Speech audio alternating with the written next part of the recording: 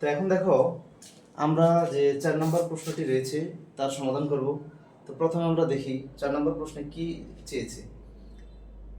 এ ও B পাত্রের দ্রবণদ্বয়ের বিক্রিয়া ঘটালে কোন বিক্রিয়কটি লিমিটিং বিক্রিয়ক হবে গাণিতিকভাবে ব্যাখ্যা করো। তো আমরা যদি এটাকে গাণিতিকভাবে ব্যাখ্যা করতে যাই সেক্ষেত্রে আমাদের এই যে যৌগ অর্থাৎ ম্যাগনেসিয়াম হাইড্রোক্সাইড এর হচ্ছে যে আণবিক ভর সেটা আমাদের নির্ণয় করতে হবে। তো আমরা এর আণবিক ভর হিসেবে জানি কত, ম্যাগনেসিয়ামের হচ্ছে কত 24, অক্সিজেন হচ্ছে 2টা, তাহলে 16 দুগুণে 32, আর এখানে হাইড্রোজেন 2টা, তার মানে টোটাল হচ্ছে 58 সরি 50 আর হচ্ছে 58, এর কত 58 গ্রাম। আচ্ছা, এবার এর যে ভর অর্থাৎ নাইট্রিক অ্যাসিডের হচ্ছে কত, এখানে 2 ইন্টু হাইড্রোজেনের 1, নাইট্রোজেন হচ্ছে 14, 15 আর হচ্ছে 48, 63, কত 63 দ্বিগুণী 126। তাইলে এর জন্য এই যে যৌগটা এখানে 2 গুণ, অর্থাৎ আমরা যৌগের যে সমতাকরণ দেখো এই 2 যদি আমরা গুণ না করতাম অর্থাৎ এখানে যদি 2 না বসাইতাম তাহলে এর ভরটা হইতো কত, শুধু 63 হইতো, কিন্তু সমতাকরণ করতে যায় আমার এখানে 2 বসাইতে হইছে, সুতরাং এর যে এখানে যে ভরটা হবে সেটা হবে 126 গ্রাম। তাহলে কোথায় 63 আর কোথায় হচ্ছে 126, তা আমরা যদি 126 ব্যবহার করি তাইলে কেবল এর যে কাঙ্ক্ষিত রেজাল্ট এটা পাওয়া যাবে। কিন্তু আমি যদি এই 2 না বসিয়ে শুধু এখানে এর ভরটা 63 বসাইতাম তাইলে কিন্তু আমরা আমাদের যে কাঙ্ক্ষিত রেজাল্ট সেটা আমরা পাইতাম না।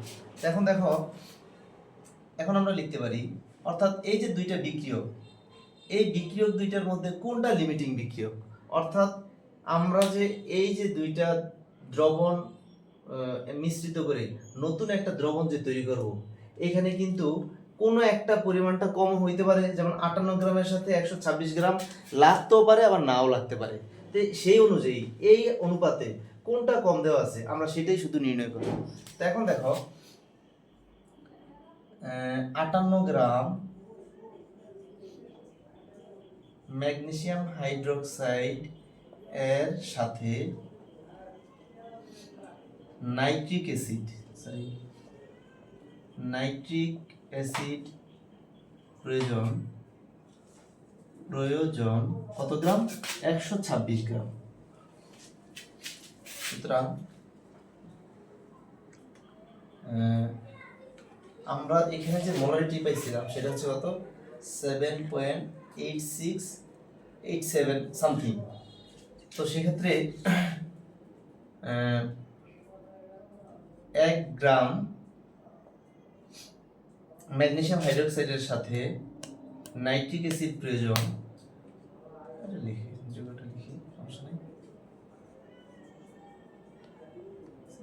প্রয়োজন কম, সেক্ষেত্রে আমরা 58 দিয়ে 126কে ভাগ করবো এত গ্রাম।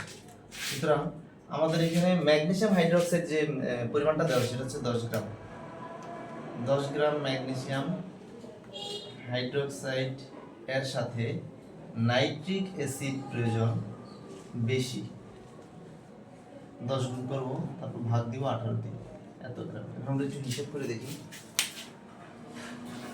এখানে 126 এর সাথে 10 গুণ করলে কত হয় 1260, এটাকে আমরা ভাগ করব 58 দিয়ে, ভাগ করলে যে পরিমাণটা দাঁড়ায় সেটা হচ্ছে 21.72 গ্রাম।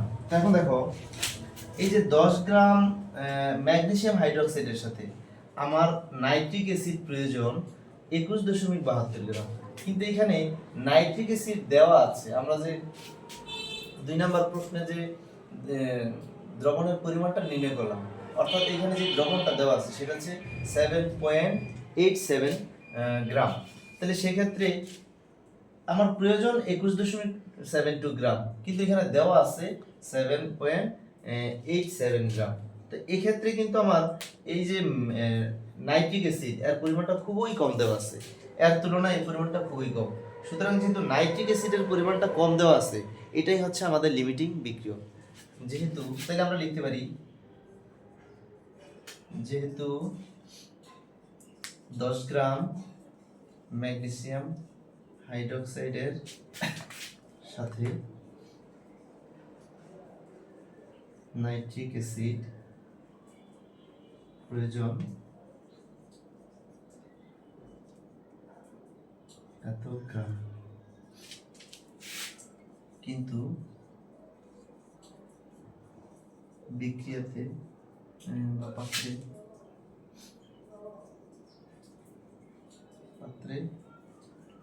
নাইট্রিক অ্যাসিড রয়েছে কত গ্রাম? ধরলাম 7.87 গ্রাম, যা প্রয়োজনের তুলনায়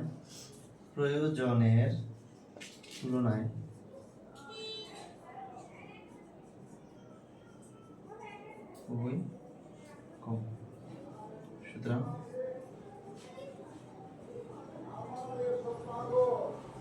বিক্রিয়াটিতে নাইট্রিক অ্যাসিড হবে লিমিটিং বিক্রিয়া। তাহলে আমরা কি লিখবো? যেহেতু 10 গ্রাম ম্যাগনেসিয়াম হাইড্রোক্সাইডের সাথে নাইট্রিক অ্যাসিড প্রয়োজন হচ্ছে আমার 21.72 গ্রাম, কিন্তু পাত্রে নাইট্রিক অ্যাসিড রয়েছে 7.87 গ্রাম, যা প্রয়োজনের তুলনায় খুবই কম। সুতরাং বিক্রিয়াটিতে নাইট্রিক অ্যাসিড হবে লিমিটিং বিক্রিয়ক।